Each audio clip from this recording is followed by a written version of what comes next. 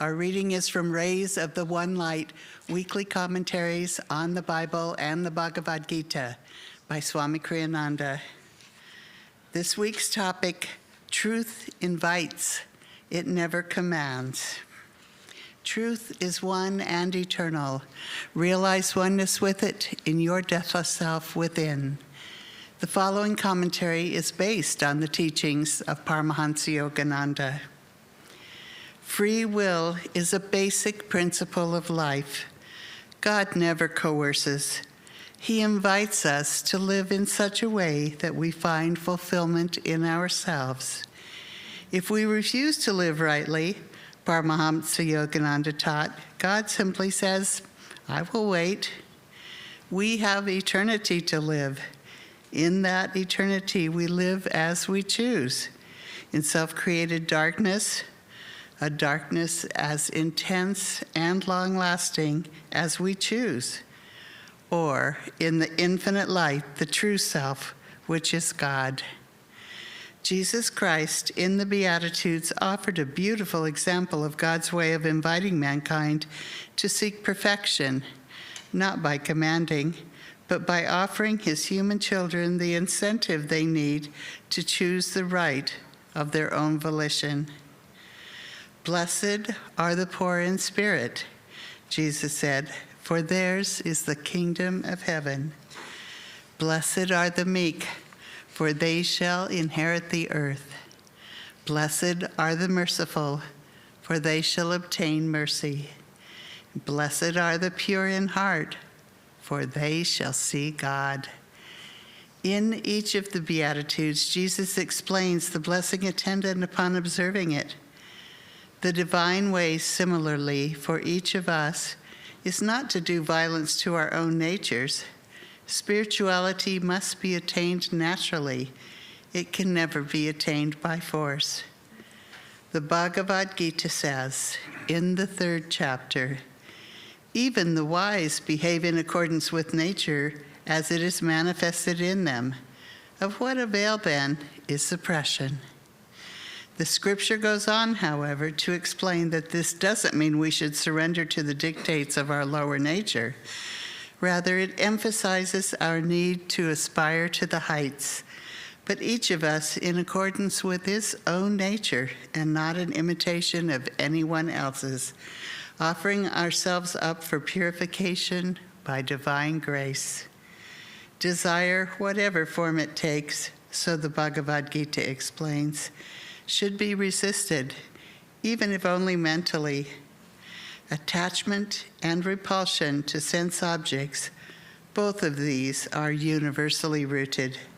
No one should accept their influence, for verily, they are man's enemies. Thus, through Holy Scripture, God has spoken to mankind.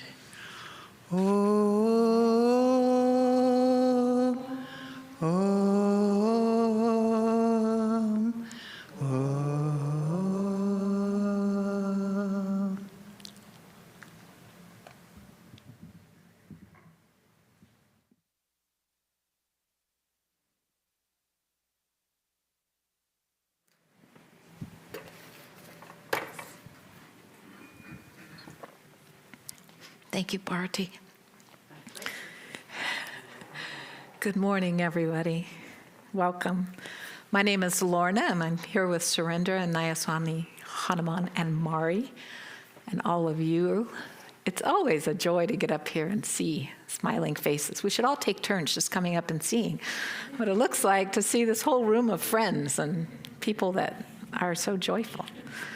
So this topic is interesting. Truth invites, it never commands. So my first thought when I heard that was, well, what about the 10 Commandments? And so that led me to thinking about Moses. And then that led me to, of course, Moses' jokes that I had to share. So how does Moses make his tea? He brews it. He brews it.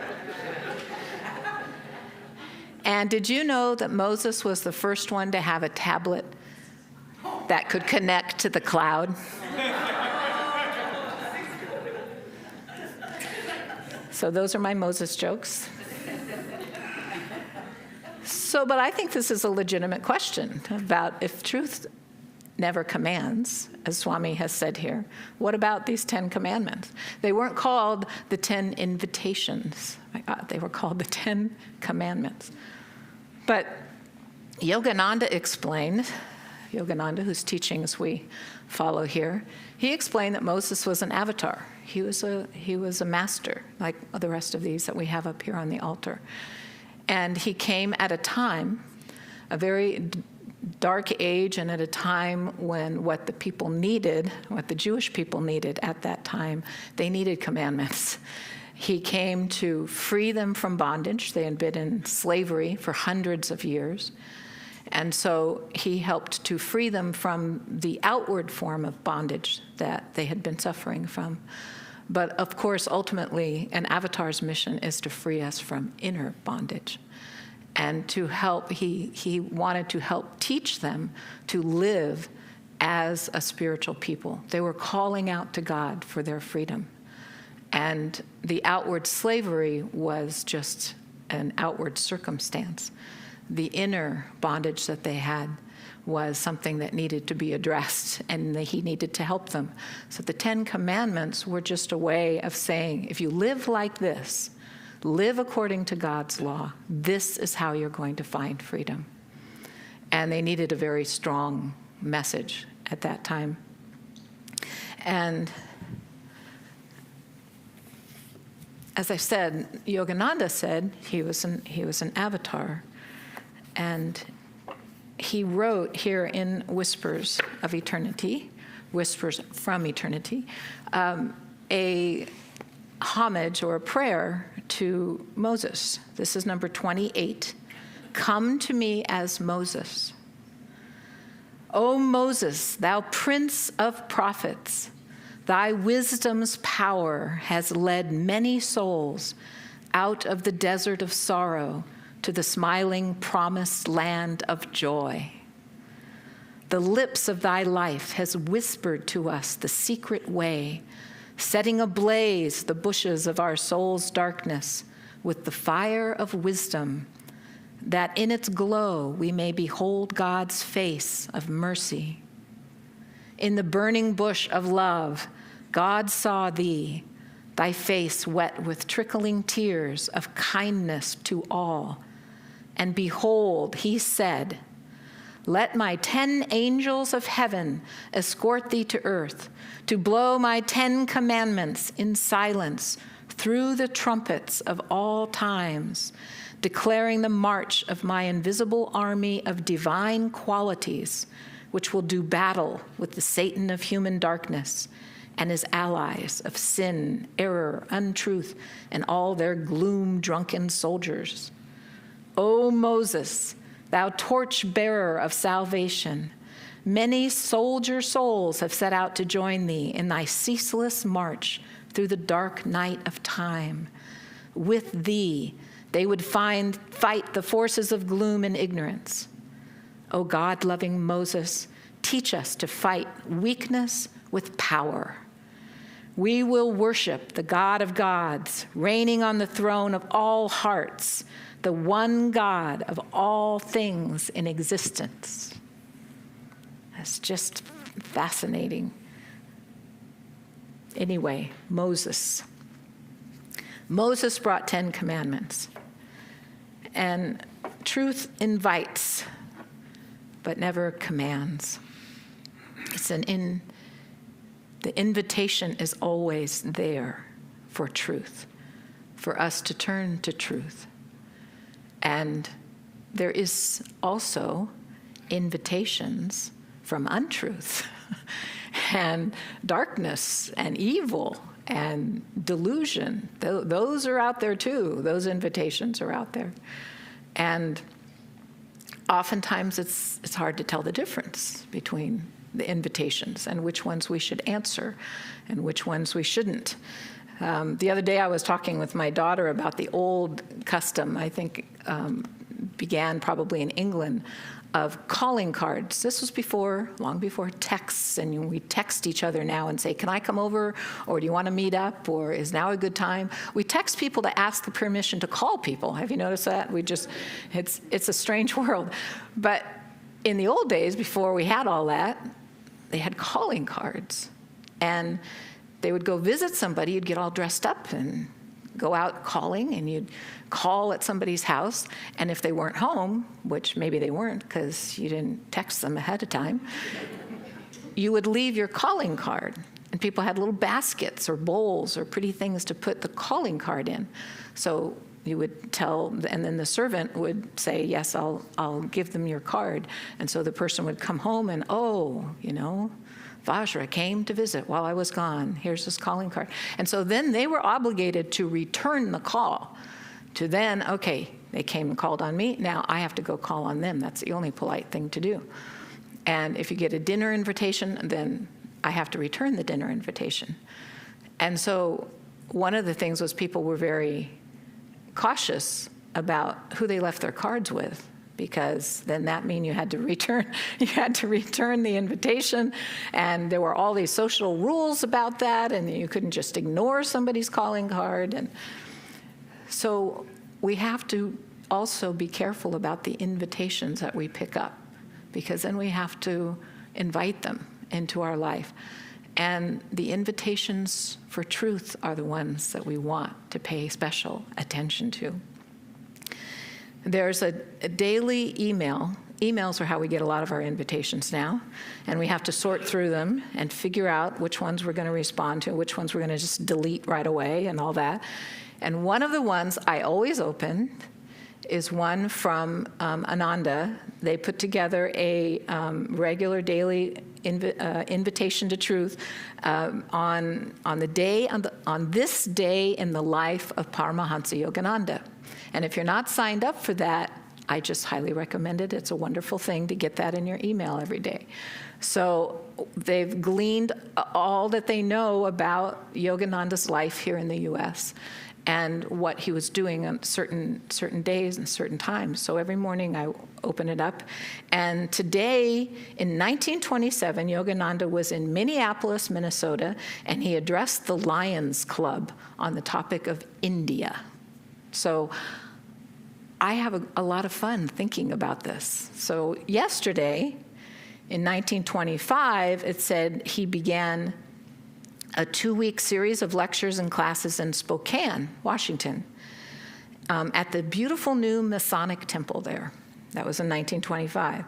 2 weeks. We think it's wonderful if we get a visiting minister from Ananda for a long weekend, for 3 days, and we all come, and it's wonderful. 2 weeks of Yogananda being in Spokane. And I think about, well, were there people who went every single night? I bet there were. I bet there were people who opened their heart to the truth and felt that. And he was there for 2 weeks, and they were going to be there for 2 weeks. And then there were other people who came and touched in maybe once, or talked to a friend and said, what about this guy? Did you go see him? Who knows? These are things I like to think about. What was Yogananda doing? And in 1927, yesterday, Yogananda arrived in Minneapolis, Minnesota on the train at 8:55 a.m. So then I think about, well, if he arrived at 8:55 a.m. yesterday, but he didn't actually do his talk at the Masonic Temple until the next day, until today, what was he doing in the meantime? Was he wandering around Minneapolis? Was he meeting with people? Was he counseling people? Was he giving Kriya to people? Was he all these things? This is an invitation to truth. These are the things we want to fill our minds with and our hearts with. These are the things that help us uplift our energy. And there's an interesting story, speaking of Masonic temples, that Swami Kriyananda, who was a direct disciple of Yogananda, that he told of when he was a very young monk. There was an invitation for him or I guess one of the monks, but he was chosen to go to the Masonic temple. They were doing a big event for the installation of new officers at the Masonic temple. And one of the things they did, oddly enough, I I don't know why, but they had a tableau of Jesus. They had a story, some kind of presentation that they did of the life of Jesus, and Swami played Jesus in the Garden of Gethsemane. He didn't have any lines. I think it was just like I said, tableau is when they, tableau, I don't know how to pronounce it, when they set up the scene, and you're supposed to sort of immerse yourself in this scene. So he played Jesus. And he said later, at another time, he was asked because he had a beard, and it was very unusual at that time for men to wear beards. And so they thought he looked more like Jesus because he had a beard. But he came back, and Yogananda asked him how it went. And he said, actually, after the part about me playing Jesus, which was fine, the rest of the event really went badly, because apparently there was a lot of contention about who they were installing as officers and who was getting these new titles. And he said things just, it got to be this big uproar and people stomping out and people getting really upset. And he told Master this, and Yogananda said, oh, yeah, it was really a disaster, wasn't it? And Swami said, yes, sir, it really was. And then Yogananda said, don't talk about it. And at the time, Swami said, I didn't know why not talk about it. Had nothing to do with Ananda. It wasn't, there wasn't anybody there that they knew that they were talking about. But Yogananda always taught not to be negative. It was negative. Why talk about something that happened that was negative or was emotionally charged or was not, basically, it was just not uplifting. There was no purpose in talking about it other than to bring the energy down. So Yogananda was always saying, don't talk about it. He said there are buildings, you go in the cities and there's all these buildings and they all have sewers and they all have plumbing, but you don't think about that. If you think about the beautiful buildings. To be positive is a divine quality, and it's something we all need to cultivate, and it's really, really hard to do, especially in our time now, as we have texts and communications and all of this information and all of these ways to communicate with one another. And most all of it is negative. It's not uplifting. If it doesn't uplift the heart and soul, if it doesn't remind you of God, it's negative. And it doesn't need to be talked about. It doesn't even need to be thought about. So we need to train ourselves to be in the light of what's true and not live in what's not true. And I'm not talking about facts. Sometimes people, well, it really happened. It's a factual thing, fine. It may have really happened. But is it true? Is it eternally true? Is it turning you to the truth?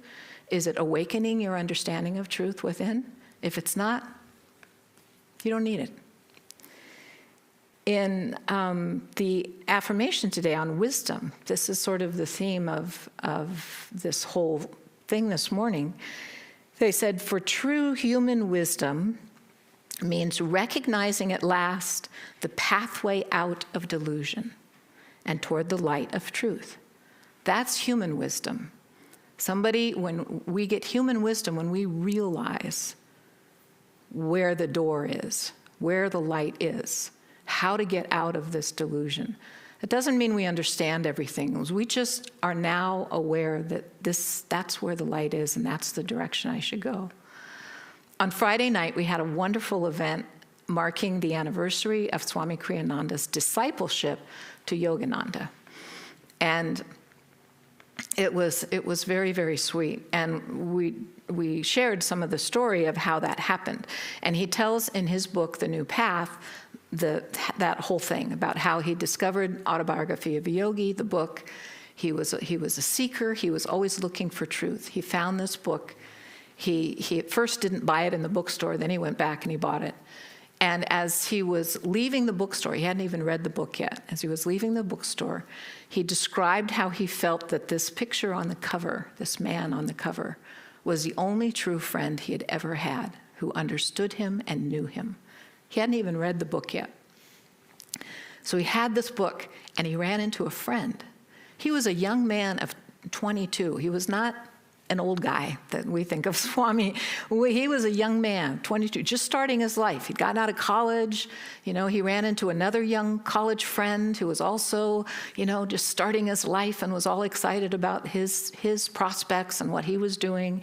And he chattered on about he was going into advertising. And he was all excited about his path that he was choosing and the things that were going on with him. And Swami said he just hugged the book to his heart, just realizing this is where human wisdom came in. That's not the path out. For me, this is the path out of delusion. And then he hopped on the bus. He spent 4 days going across the country. He met Yogananda, and he became his disciple. And truth was there inviting him. Master was calling to him, was inviting him, and he answered the invitation. He opened it. At first he didn't. He was like, this book, I don't know. But then he realized, this is where truth is. For me, this is where truth is.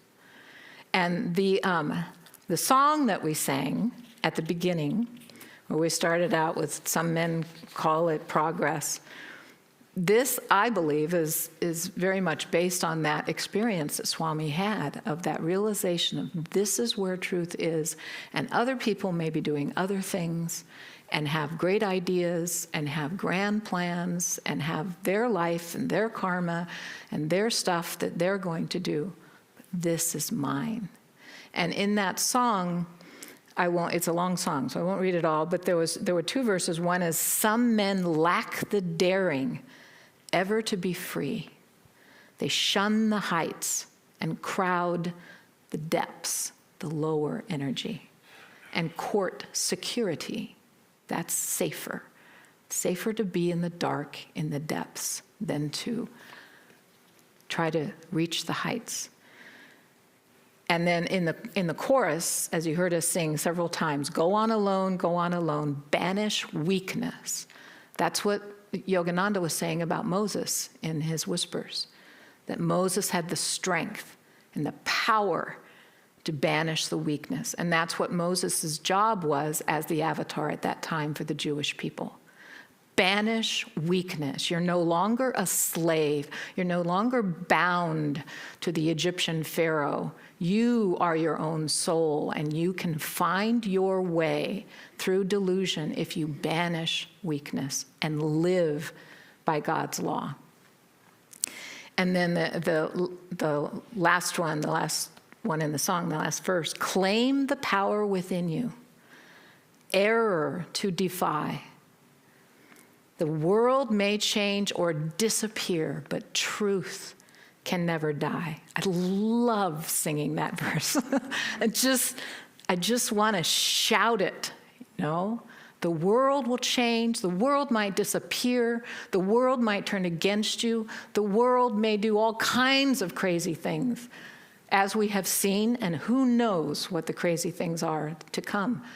But truth will never die. Truth is there inviting us always to turn towards that light. And then Moses gave these commandments to try to help the Jews learn to find that power within. Jesus came later to a different time, a different people. He had different disciples. Still, it was the Jewish nation of people. But he had the same message, but he delivered it in a different way, because that's what avatars do. They come bring the truth. They all bring the same thing, the same light. But they have a particular mission in the time that they are born in to deliver the message. And they have to deliver the message in a way that people are going to hear it. And so Jesus came and he delivered the message about how to live in truth. And we call it the Beatitudes.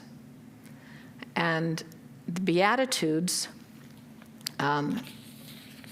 was Jesus' way of saying the same thing Moses said, which is, if you live in this way, you will be blessed. You will find that your life is blessed if you actually cultivate these divine qualities, these virtues. And The first one was, blessed are the poor in spirit, for theirs is the kingdom of heaven. And what Swami Kriyananda did is he went through these with following the teachings of Yogananda. He went through the Beatitudes and helped us to translate them and figure out what they were saying in the language that we know now, because the language that's used is a little bit vague. It can be a little bit confusing. So he actually had a little booklet, a little book that I don't know if it's still in print, that we call the Beatitudes, where it was just this teaching. So Swami's version of this was, blessed are they who rejoice in their own unimportance in the great scheme of things. By their non-attachment to ego, they live even now in a state of heavenly bliss, if you let go of the ego. The second one was, blessed are they that mourn, for they shall be comforted, which of course we think of as grief. But what he says is, blessed are they who mourn the seeming absence of God. Them he will comfort with his love. Blessed are the meek, for they shall inherit the earth. Swami said, blessed are they who live not aggressively or self-assertively, but in harmony with nature and divine law, for they shall be supported in return. Peace and harmony. You live in peace and harmony, then what are you going to experience? It's going to be peace and harmony. Blessed are they which do hunger and thirst after righteousness, for they shall be filled. And Swami said this means, blessed are they who seek attunement with truth. They alone of all human beings shall find lasting fulfillment. Blessed are the merciful, for they shall obtain mercy. Blessed are they who, recognizing the bond they share with all living creatures, are more concerned for others than for themselves. Blessed are they who serve consciously as instruments of divine grace, for in their very giving they shall receive. This is why we stop. After our prayers, we do healing prayers. After our meditation, we chant Om. We always are trying to act as channels, because that's the law. The source comes through us. It doesn't stop at us. We are not the source. The source of all that power, all that energy, of that truth flows through us, and we have to share it. And then our lives will be blessed. Blessed are the pure in heart, for they shall see God. That's the sixth one. The pure in heart. We have a purification ceremony every week. He said, blessed are they whose self-offering to God is effortless and complete, secure in the knowledge that all other desires are foreign to the soul. In the purity of their knowing, they shall see God. That's why Om Swaha, we are trying to get rid of everything that is not of our soul nature. Blessed are the peacemakers, for they shall be called the children of God. We're all children of God. But blessed are they who live unshakably in the consciousness of inner peace, who emanate peace to everyone whose lives they touch. They shall be hailed as instruments of the Lord.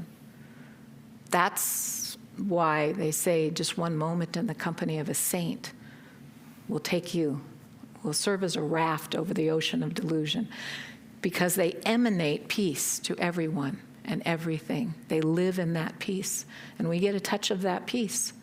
We get some of that when we're in the company of a saint.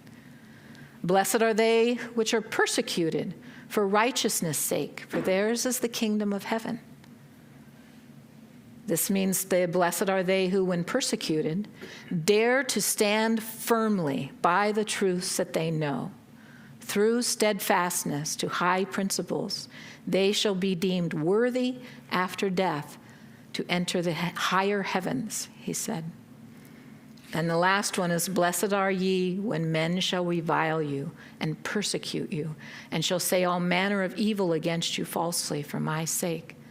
Rejoice and be exceedingly glad, for great is your reward in heaven. For so persecuted they the prophets which were before you. So Swami Kriyananda explains, blessed are you when your awareness of the truth is tested by misunderstandings of others, born of their spiritual ignorance. How many times have we been misunderstood? For only by placing truth above human opinions shall you obtain wisdom. Wisdom, that's what we're talking about, that wisdom of knowing how to get out of delusion. But divine wisdom, we heard in the affirmation, is a little bit different than just the human wisdom. To go back to the pure in heart. Purity of heart is an effortless surrender of one's entire being into God's love. Purity of heart is achieved when one's feelings have been purged of all that is foreign to one's true spiritual nature. That's why it's called the Church of Self-Realization, when we realize what is true and that it's there all along, all along. I'm sure you've probably seen videos or pictures of archaeologists who use these soft brushes and they brush away the dust and of all time to try to get to the artifact underneath, gently, gently, so they don't break it. Well, that's what we're doing as devotees, is we're brushing away everything that's in the way to find that gold, that truth that is within. To the devotee who loves God for himself alone, the Lord reveals himself at last, even to his deepest, most hidden mysteries. The divine wisdom, we heard in the affirmation, is omniscience itself. In such wisdom, there's no shadow of sorrow, only bliss, absolute, bliss infinite, bliss eternal. Isn't that a wonderful prospect? That divine wisdom is really what we're seeking, that bliss. And we're going to hear a song here in just a moment called Desert Solitude, which is part of the oratorio that Swami Kriyananda wrote about the life of Christ. And this is a very short little piece that's about John the Baptist and how he, even people not super familiar with the Bible know John the Baptist wandered in the desert. He ate locusts and things like that. So when you think of John, he came to herald the coming of the Christ, of Jesus. But this song tells us how he found God. And he heard the voice of God, and he had his heart, his life, his soul filled with this divine wisdom of bliss. The words to the song are John, renouncing all, left his home, wrapped in solitude. He went out into the desert, away from people. There's a lot of speculation about when he did that maybe it was at a very young age. Many yogis in India who have that call and that strong desire will leave their home, even when they're children, to go and meditate and live the life of a renunciate. So John left, wrapped in solitude, far from men's ways, roaming across desert sands, seeking God's truth. He wasn't going to find it out in the desert. He was going to find it within. Long years he spoke only with God. We can't go out in the desert and wander around and speak only with God, but we can speak to God in our hearts. We can seek God's presence and God's guidance and God's love within our own heart, even when we're working and acting in the world as we have to. So John spent long years, he spoke only with God, till silent of soul, wisdom did fill the ache of his heart, then he did see God alone. That's what Jesus said would happen for the pure in heart. They shall see God. They'll know God. They'll have that wisdom of God's presence and his love. This is what truth invites us to a life of being divine beings in love with God.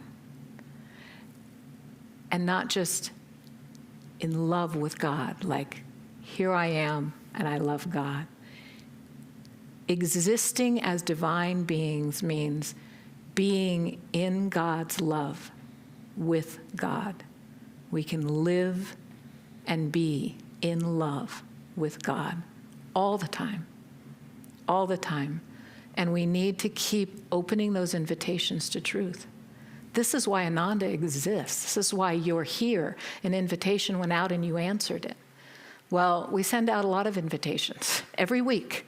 There's more and more things. And the only reason we do what we do, we offer events, we offer kirtans, we offer meditations, we get together. The only reason is because that is an invitation to truth.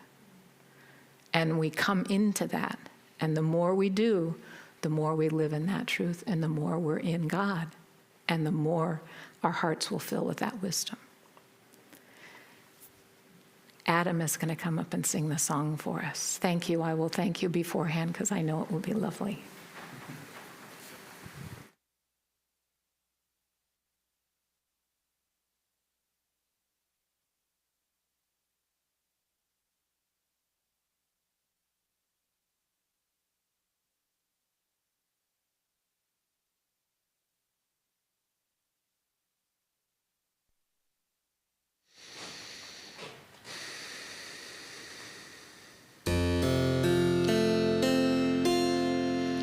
John renouncing all, left his home, wrapped in solitude, far from men's ways, roaming across desert sands, seeking God's truth. Long years he spoke only with God, till silent of soul, wisdom did fill the ache of his heart. Then he did see God alone.